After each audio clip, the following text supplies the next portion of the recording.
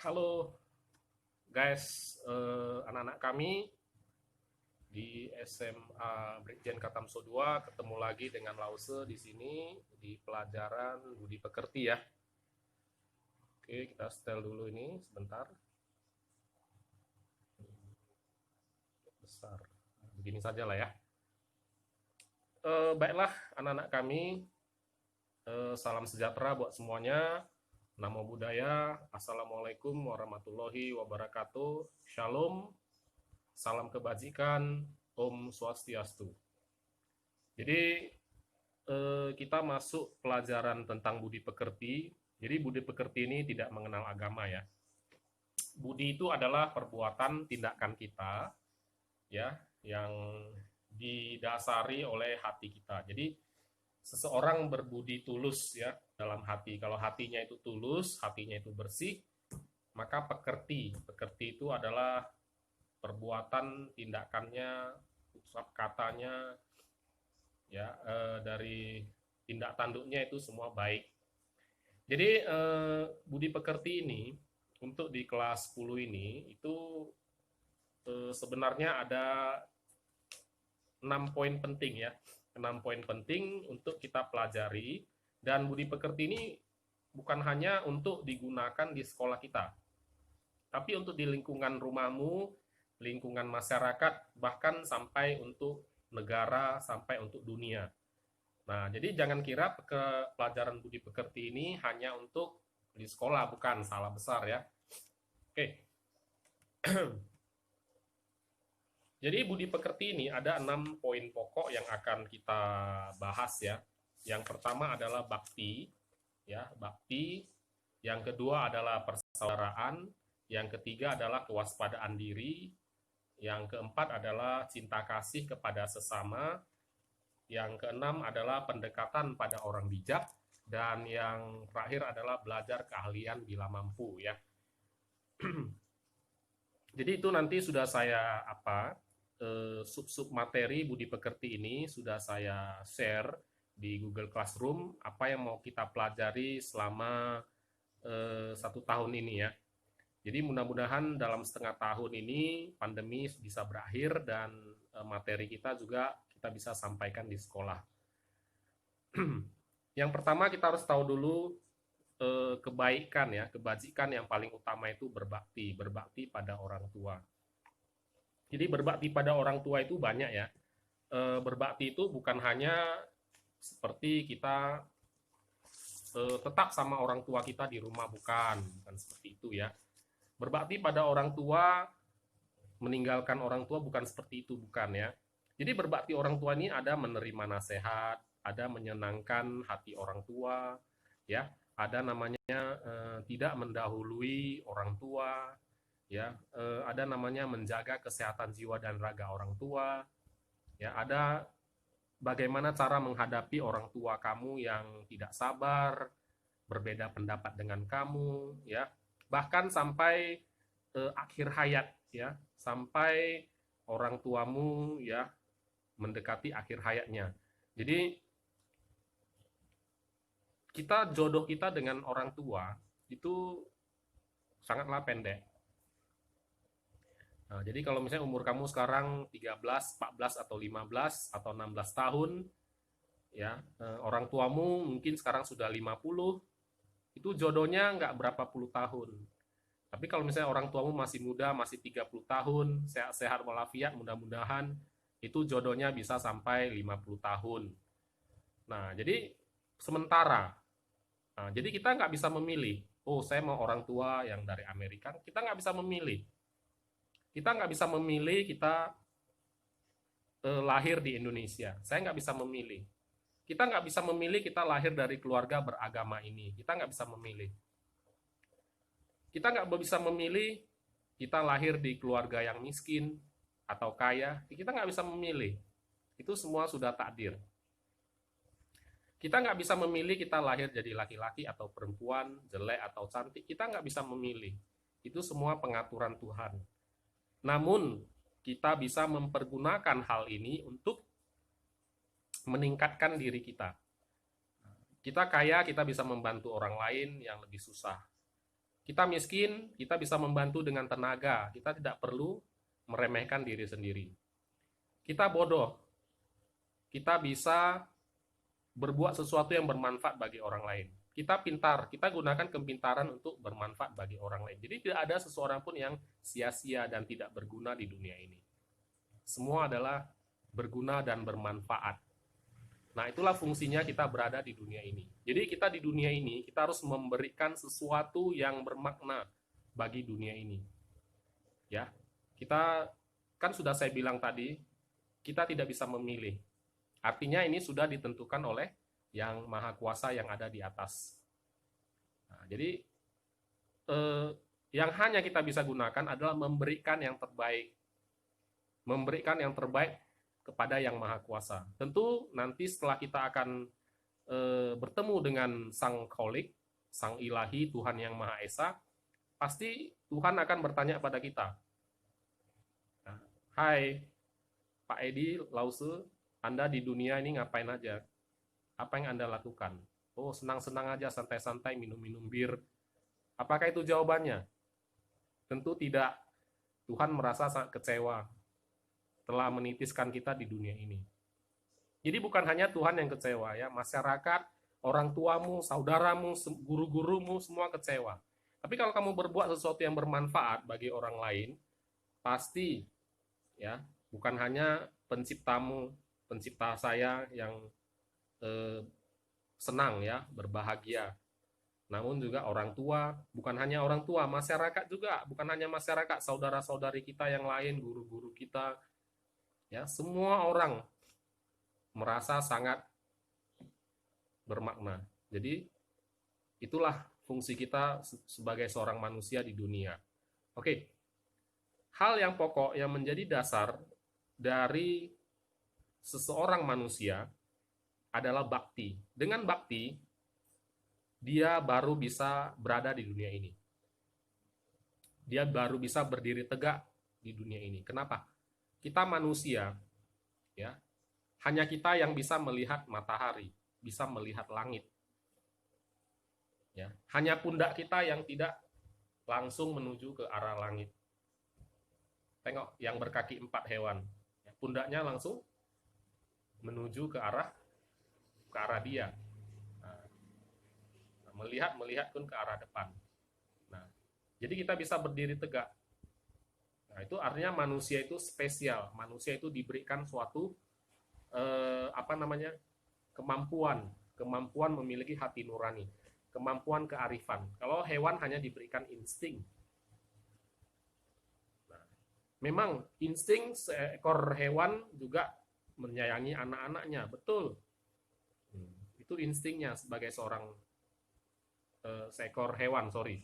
Tapi kita sebagai manusia, kita juga memiliki namanya suatu akal budi. Akal budi itulah kebijaksanaan kita, kearifan kita yang akan kita gunakan untuk menata dunia ini menjadi lebih baik. Yang pertama adalah bakti. Oke, saya tidak lama-lama ya. Jadi kita langsung saja kita lihat bakti itu apa. Berbakti itu pada orang tua ya. Jadi salah satunya adalah berbakti pada orang tua. Kita lihat, bakti itu adalah hubungan antara orang tua dan anak. Rasa santun, hormat, patuh, berbakti, itu harus diutamakan dalam hidup kita. Nah, bila orang tua memanggil kita, haruslah segera dijawab, jangan acuh tidak acuh. Oke, seperti ini.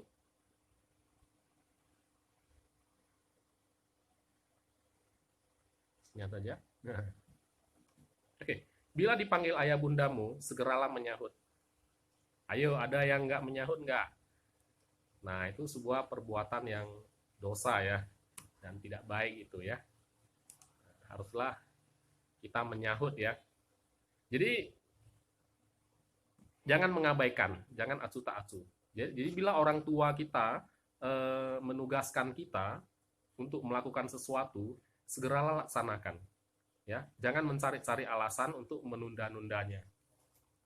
Jangan malas, apalagi menolak tugas tersebut. Nah, ini kita lihat. Santai-santai aja dia. Ya.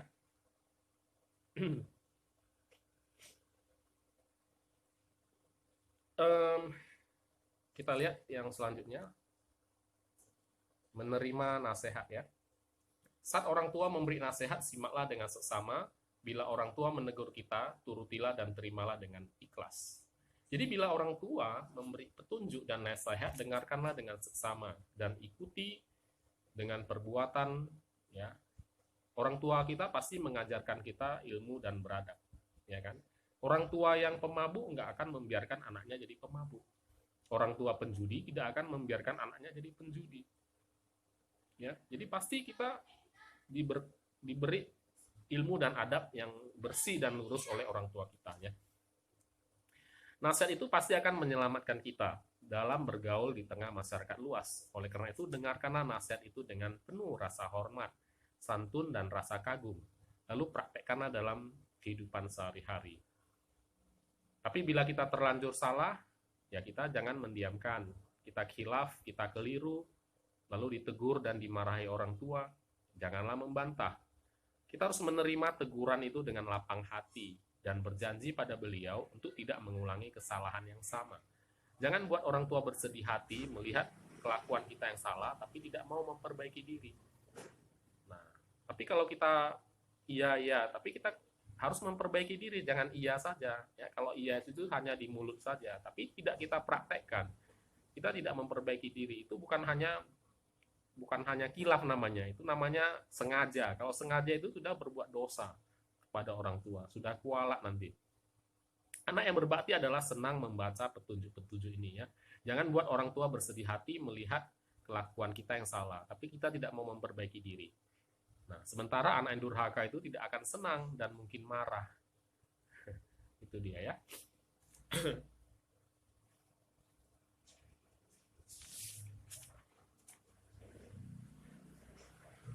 Jadi jika orang tua memberi petunjuk ya tentang cara-cara berinteraksi dengan masyarakat, ya, simaklah dengan seksama karena itu semua demi kebaikan kita, ya.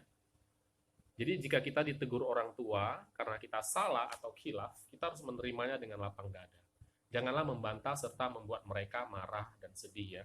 Jadi ada pepatah mengatakan orang bijak jika dikritik akan merasa senang dan berterima kasih. Oh, terima kasih lah. Jadi kalau kamu nggak bisa dikritik, itu berarti nggak ada yang bisa menyelamatkan kamu lagi. Guru nggak mau mengkritik kamu lagi, nggak mau bilangin kamu udah nggak tahu kesalahan kamu di mana. Ya, kita akan gagal, kita akan jatuh. Kita nggak tahu kelemahan kita sebelum orang lain yang mengatakan kepada kita. Itu pun kita harus berterima kasih pada orang itu. Tapi kalau kita terus berbuat kan, kita nggak tahu kita salahnya di mana. Janganlah membantah ya. Sedangkan orang picik akan marah jika menerima kritikan. Nah, orang picik akan marah menerima kritikan. Dia tidak bisa sukses. Nah, kita tidak bisa membangun akhlak dirinya. Oke, kita lihat. Serve ini yang melayani, beri kenyamanan pada orang tuamu. Kenapa? Orang tuamu yang melahirkan kamu. Ya, orang tuamu yang memberi kamu pendidikan, ya, mengayomimu dari kecil, ya, pada saat kamu lagi baby, lagi pas kecil. Nah, orang tuamu lah yang merawatmu sampai besar. Nggak gampang ya, dari kecil kamu itu diberi susu ya kan, kamu tengah malam bangun, itu hanya orang tua loh, belum ibu. Nah, ibu lebih susah lagi sewaktu mengandung kamu. Nah, Lause di sini hanya bicarakan tentang kedua orang tua, bukan ibu. Ibu beda lagi loh. Ibu itu 9 bulan kandungan itu, wah, nggak gampang ya, mengandung kamu. Jadi melayani orang tua harus dengan sepenuh hati ya. Dulu ya ada seorang anak berumur 9 tahun namanya Huang Xiang ya, yang sangat sayang sekali sama orang tuanya. Nah, pada saat dulu nggak ada namanya kipas angin AC ya, jadi dia pakai kipas saja. Dia pakai kipas yang kipas yang dari daun itu, mengipasi tempat tidur ayahnya itu agar sejuk ya, nggak kena nyamuk gitu ya, sampai dia sendiri nggak tidur. Nah, supaya anak yang sangat berbakti.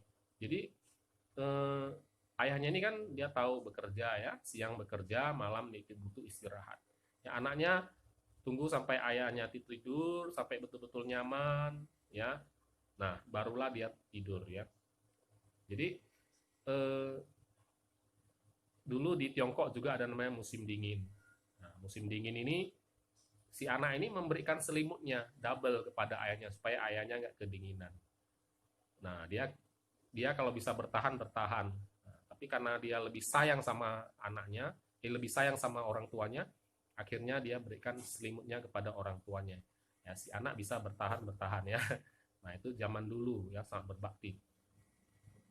Jadi kesimpulannya adalah kita menyenangkan hati orang tua kita, ya. Hati orang tua kita sangat sudah banyak berbuat banyak untuk kepentingan kita. Maka sudah layaknya lah, itu memang sudah pantas kita itu menyenangkan hati orang tua kita. Nggak perlu dipungkiri lagi. Ya, kita harus melayani kebutuhan orang tua kita dengan seikhlas-ikhlasnya, sebaik-baiknya dan sepenuh hati ya. Nah, oke. Yang kedua adalah beri ketenangan jiwa dan raga pada orang tuamu. Ini maksudnya apa ya? Nah, ini maksudnya adalah kita harus menemui dan menyapa orang tua terlebih dahulu di pagi hari dan pada saat kita pulang ya. Temui mereka dengan segera saat kita pulang ke rumah setelah melakukan berbagai aktivitas. Ceritakanlah, kamu boleh cerita-cerita apa aktivitas dan kegiatan kamu sehari-hari sehingga orang tua kita akan mengetahui bahwa kita baik-baik saja dan hati mereka pun pada tenang ya. Nah, jadi nanti di pembahasan selanjutnya kita akan membahas kenapa kita harus keluar rumah, pulang kita harus memberi salam. Nah, itu sebenarnya ada tujuannya juga supaya hati orang tua menjadi tenang. Kalau hati orang tua menjadi tenang, anak pun juga akan bahagia ya. Oke, jadi sampai di sini dulu pelajaran budi pekerti kita. Mungkin nanti ada sedikit soal di Google Classroom. Nanti saya akan kamu usahakan jawab dengan pendapatmu saja ya. Karena budi pekerti ini ya nggak perlu pakai nyontek-nyontek, ngopek-ngopek, nggak perlu ya. Itu semuanya tentang diri kamu sendiri ya. Jadi kalau ada pertanyaan, kamu boleh layangkan di channel YouTube ini di komentar. Kamu boleh bertanya-tanya. Jadi di YouTube ini ada fasilitas untuk bertanya ya. Silakan kamu kirim komentarmu atau kamu mau sharing-sharing juga bolehlah di kolom komentar di YouTube ini. Oke, sampai jumpa anak-anak Lause di sini. Semoga semuanya bisa berbakti pada orang tua dan Lause harap ya semua bisa menjadi manusia yang sesungguhnya. Sampai di sini dulu pertemuan kita hari ini. Sampai jumpa. Bye-bye. Zaijian.